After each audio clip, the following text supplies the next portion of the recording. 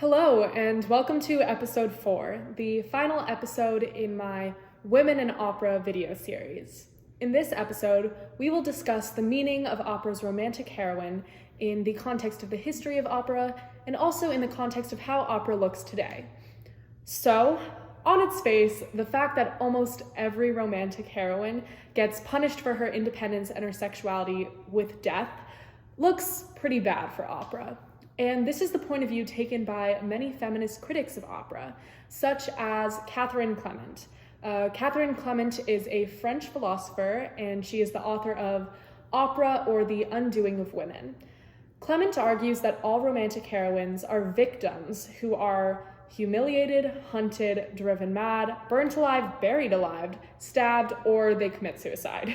She's right. Earlier we listed all the ways the romantic heroine dies, and there's quite a few. So according to Clement, this ending of opera shows women's lack of agency and control over their lives. The heroine's death is almost always the result of the failure of a romantic relationship. This seems to show that men are really the ones who are in control of the lives of women, and how women are victims of a patriarchal system. And it's hard to argue with Clement. She provides compelling points and gives clear evidence of this. And it's true, the second half of the 19th century was a repressive era for women. It was the Victorian era in England, and similarly, rigid gender roles existed all throughout Europe. It wasn't just confined to England. And this era was dominated by the philosophy of separate spheres, with women relegated to the domestic sphere and only men who were allowed in the public sphere. So a woman who lived an independent life, who was not under the control of a husband or a father, she would be seen as a threat to this cult of domesticity and motherhood. And the philosophy of separate spheres was bolstered by the two-sex model that emerged in the 19th century that saw women as wholly distinct from men, which was different from the one-sex model. One could argue the two-sex model was better because in the one-sex model, women were just seen as inferior to men, like the inferior version of a man. I don't know if that's a point that's been made. It's probably not a compelling point, but okay, I'm getting sidetracked. By seeing the genders as almost separate species, it was easier for men to argue that the genders should live mostly separate lives, with men retaining all the power to own property, to vote, and to divorce if unhappy with their marriage. Women in the 19th century had none of those rights. Other opera critics, though, have pointed to alternative explanations for the dramatic shift in opera storylines, with the inevitable tragic deaths of the romantic heroine. Naomi Andre, who we've talked about before, she wrote Voicing Gender, she points to the political upheaval in Italy, which remained the center of opera. Italy remained the center of opera throughout the 19th century. At the beginning of the 19th century, Italy was a patchwork of small states. It was not the unified country that we know today. In 1830, there's that year again, 1830, comes up a lot, following the arrest of Giuseppe Mazzini, an Italian politician, journalist, and activist for the unification of Italy, people took to the streets to fight to unify this country. This movement was called Risorgimento. Again, I could be saying that wrong. And it called for revolution. This political climate, it was tense, people were on edge. It created a desire in the Italian public to be a hero. And it even created a romantic wish to die fighting for what you believed in. And at this time, opera was still the main form of entertainment in Italy and really elsewhere in Europe. And audiences wanted to see stories of revolution, of passion, of sacrifice. And as we know, composers pretty much reflect what society wants to see on stage. And so the composers, particularly Verdi, they were happy to oblige, and they were happy to write in themes of passion and sacrifice into their operas. And because of this, Andre argues that the romantic heroine emerged as the proxy or the stand-in for the Italian audience's heroic and sacrificial aspirations. And in the time of Risorgimento, the theme of dying for what you believed in, martyrdom, that was the romantic ideal. So the romantic heroine's struggle and her tragic sacrifice paralleled the Italian struggle and sacrifice during Risorgimento. And also one thing to quickly note is that before the Romantic era in opera, more often than not, women in the opera died from external factors that were out of their control. And while this still happened in the Romantic period of opera, there was an increased, it was more common for a woman to commit suicide or to sacrifice herself. So in a way, they had a little bit more agency over their death, and that is kind of how the romantic heroine could be seen more as like a martyr versus heroines or other women in opera before the Romantic period, if that makes sense. And if we see the political unrest in Italy as being reflected on the operatic stage, we see the romantic heroine in a new light. Like I said, instead of a woman lacking agency and being controlled by the patriarchy, we now see new themes of romantic heroism and martyrdom for an honorable cause that they believe in. So in the context of the Risorgimento, the romantic heroine, sorry, tongue twister for me, I guess. She's actually the hero of the story, not the victim, like Clement argues. She dies for her chosen cause, which might be love, duty, or independence, and thus is a martyr for an honorable choice, an honorable cause. And in this historical context or political context, she embodies strength and she is steadfast in her beliefs, representing the spirit of Italy at the time. And like I said, even the way the heroine dies had shifted after 1830. More and more, she had control over her death as being opposed to killed by external forces outside of her control. Like before 1830, she would accidentally drown or she would be hung for treason, the typical deaths. But after 1830, it was somewhat of her own volition, some form of suicide or self-sacrifice. So focusing on this type of independence and agency, I know it might sound like a real stretch for the feminist argument, but I think it's still worth noting. I guess I'm kind of dancing around the central question in this episode and need to be a little more explicit. Was 19th century opera misogynistic in their portrayal of women? Well, based on this discussion of the romantic heroine, you can form your own opinion. Clement would say yes, particularly given the context of the times and its repression of women's ambitions and sexuality. Andre would probably say no, focusing on another part of the historical record, on the romantic notion of self-sacrifice for a noble cause. My belief is that both arguments hold some weight. There may have been some romantic notion of self-sacrifice, of martyrdom during this period, but simultaneously, the way in which women die time and time again in opera, in all these awful ways because of the will of a man, is probably reflective of how society was repressive of women at that time. But what about opera now? Obviously, when we talk about the past, there's a lot of misogyny involved. All of history reflects that. But is opera a misogynistic art form today? Well, it's very expensive to stage an opera, and for the most part, audiences want to see the classics. They don't really want to see new contemporary operas. And because the classics keep the lights on, much of what gets produced is works from opera's golden age, so to say, with Verdi and Wagner from the late 19th century and Puccini and Strauss from the early 20th century.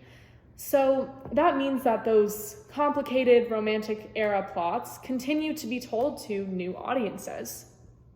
Some in opera are calling for a revolution, so to say, to minimize gender bias, sexism, and dramatize acts of violence against women in opera.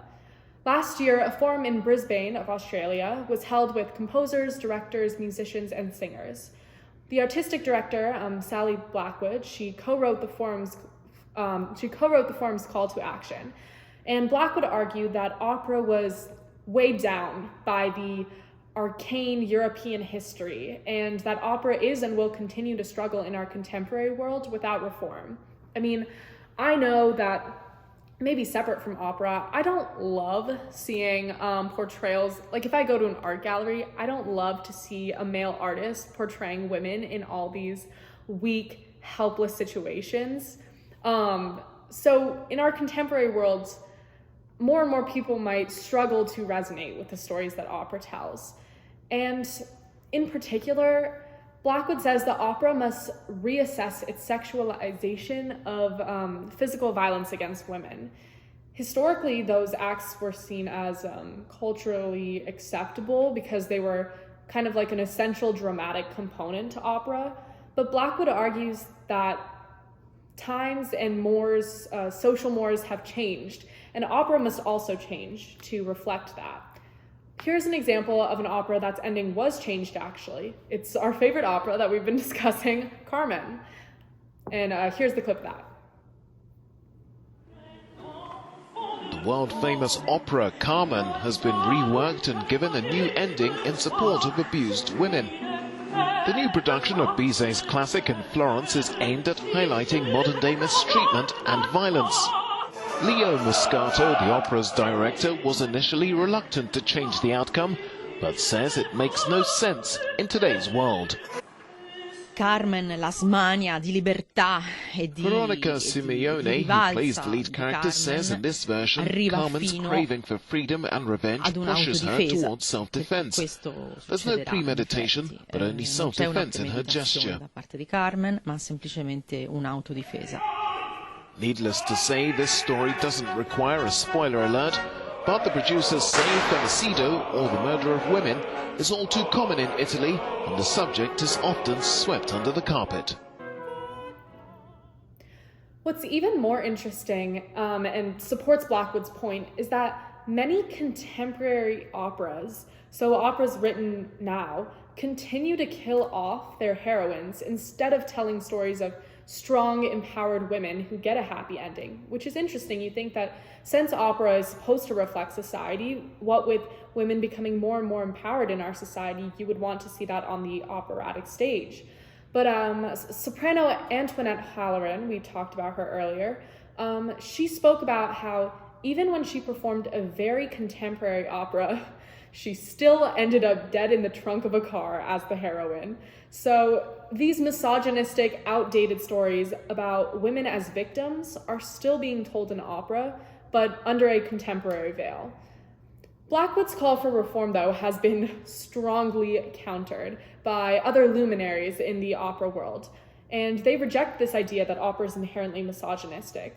They argue that operas are artistic works of their time, and they were never intended to victimize women or to undermine women. The depiction of women in the past, including poetry and paintings, is very different from now, but it's never been about demeaning women. Often in these pieces, it's quite the opposite. It's about women demonstrating extraordinary strength. That's a quote from Lyndon Terracini, and he's an Australian baritone. He goes on to say that he doesn't, quote, think we should be entertaining the idea of destroying or not performing or changing masterpieces that have stood the test of time, and clearly hundreds of thousands of people want to go and see. Terracini thinks that when people go to see the opera, they want to see the opera, and it should not be changed because of political disagreement. He thinks that would be, quote unquote, heresy. And you can see his point. If you go to an art, again, I'll use the art gallery example. If you go to an art gallery and you see the classics painted by great famous artists, and one of them is maybe a hypersexualized portrayal of violence against women, you're not going to go in with a bucket of paint and paint over that painting that was a classic and change the meaning of the painting because of political controversy. That, I guess, could go to support Terracini's point. But enough about the romantic heroine and sopranos dying off. What about mezzos and contraltos? We've kind of sidelined them for the past, this episode and last episode. So what has happened to, say, castrati roles in modern opera? Because, like I said, people go to the opera to see the classics, and a lot of the classics have castrati roles written into them. So if opera houses want to perform one of the older Baroque operas, the director must confront the real problem of how to handle the parts written for castrati. They have three options. One, they can lower the part for a tenor, a baritone, or a bass to sing. Two, they can have a woman play the part. Or three, they can have a countertenor play the part. For the female parts that castrati used to sing, so when men would play the female part, directors almost always cast women in these roles nowadays. And then for the male parts that castrati played, directors have typically resisted lowering them for the standard male voice type. Instead, they have gone with either choosing a mezzo or a contralto to play and travesti, cross-dressing, or they have chosen a countertenor to play these roles. Either way, it's a radical choice for contemporary theater, choosing which gender is going to play these castrati roles. And it's a choice that's only as significant as it is because of opera's rich and interesting history of gender bending. Let's start though with the countertenors, because I just talked about them playing castrati roles. In the first half of the 20th century, there were less than 50 countertenors in the whole world. But now, with the renewed interest in Baroque opera, it is the most sought-after vocal type. Moreover, contemporary operas are using countertenors as well. They're writing them in. When researching for this project, I had the opportunity to discuss gender in opera with a Grammy-nominated opera composer. His name was Mason Bates. And we talked about how ever since the time of castrati and women cross-dressing for trouser roles, there's always been a theatrical element to gender bending. Mr. Bates actually spoke about travesti roles, trouser roles, as not necessarily a social commentary, but rather a form of dramatic irony.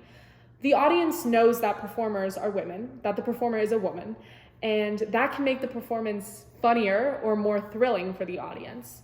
And then for the countertenor, Mr. Bates gave the example of a 21st century opera composed by Philip Glass titled Akhenaten as an example of gender bending as a performance, and a performance alone.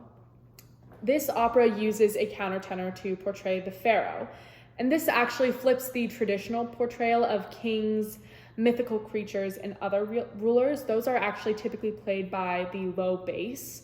So it's a big shift to have a countertenor playing these roles. I'll play a quick clip so you can hear this countertenor.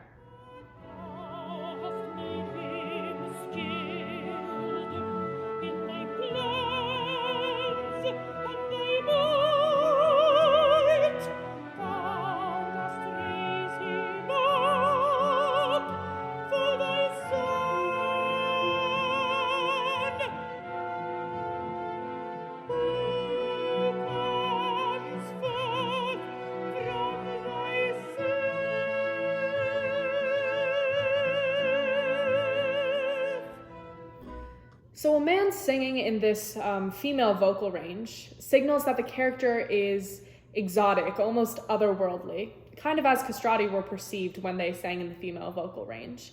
And here, gender bending is for what could be considered theatrical effect. It was not supposed to be a social commentary for the audiences to read into. And also, what does it look like when women play the travesti roles today? Is that the same as back then? Are they still playing page boys, immature adolescent boys? Well, women are sometimes cast as the male hero. So we're returning to that time when, before the rise of the tenor, women played the male heroic lead. For example, Sarah Connolly played Julius Caesar. I'll play a clip of that now.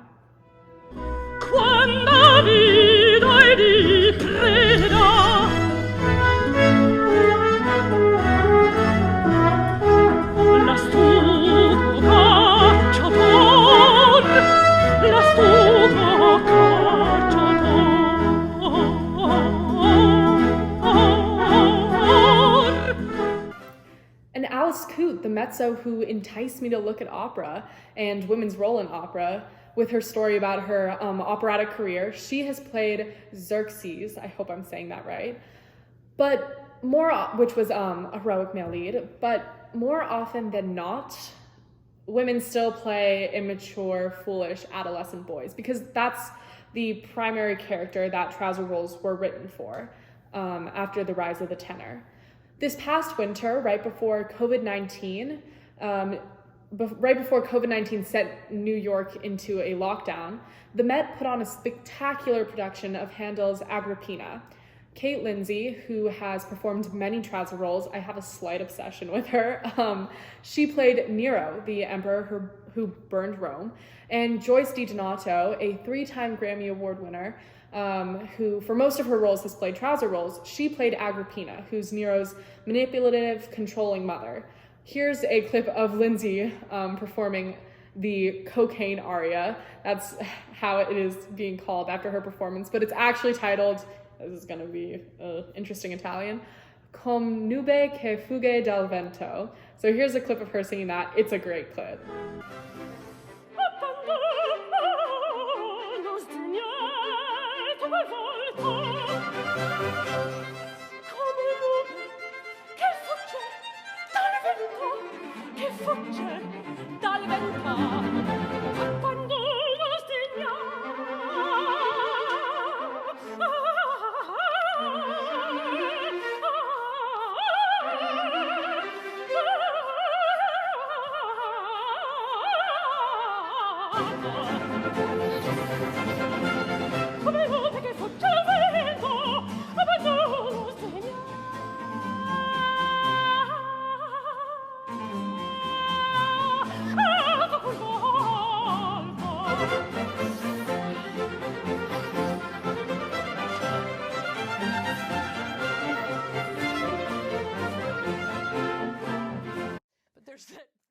You can see Lindsay is amazing as Nero, and it's a very modern take on a trouser role, what with her, sniffing cocaine and wearing a tuxedo.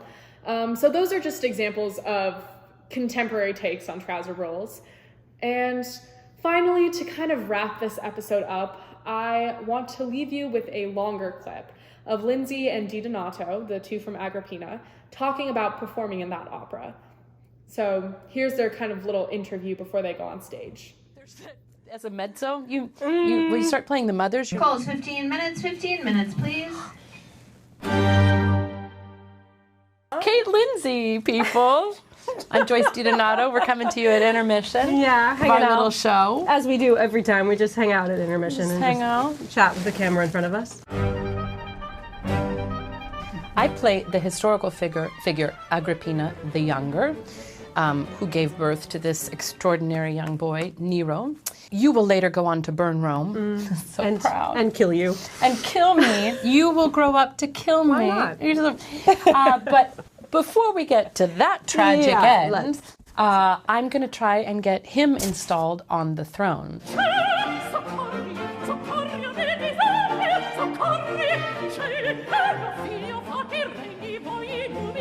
The opera jumps off with this explosive news that my husband Claudio has died. So I jump off right off the bat and I say, today is the day, get your stuff together and we're going to get you on that throne. Yeah. And I lie and I cajole people onto my side. Well, you're intense. You are intense.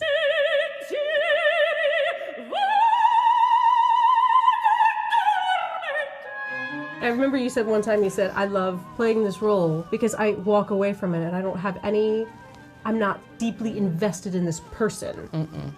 But you play her so well. I have this weird freedom about it. Nero is this totally overprivileged 16, 17-year-old guy who's never been told no to. He's just grown up in total privilege. He's had everything that he's wanted. And the only person I think that can totally crack the whip for him is his mother.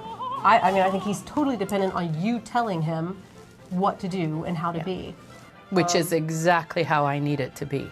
That is not accidental, I'm quite sure. Yeah. It's fine. If there has to be another singer on the stage, I suppose it could be a mezzo. I mean, I think everybody on that stage knows how to rise to the occasion and seize the moment when it's their moment, and that has to happen. You want to be on stage with people that turn up the heat. You automatically do it. Everyone needs to step up to that level. It's not competitive, it's it's wanting to be your best. It's wanting to be at your best and as an artist. What you want in a show like this is you want everybody to fly, and you want everybody to be extraordinary, because then the audience goes away and they just think, what was that? I want more of that. Right, do we just have a love fest? I mean, You make a mother proud. When you have to do the deed, just do it gently, all right? I forgive you. I forgive you. I love this clip. I know it's not directly related to this topic, but I love this clip because you can see how passionate the two women are about opera and how they come alive when they're on stage. And that's what makes opera so exciting to watch. The performers are so dedicated. So that was kind of a little bit of a sidetrack. I clearly have gotten sidetracked a few times in this episode.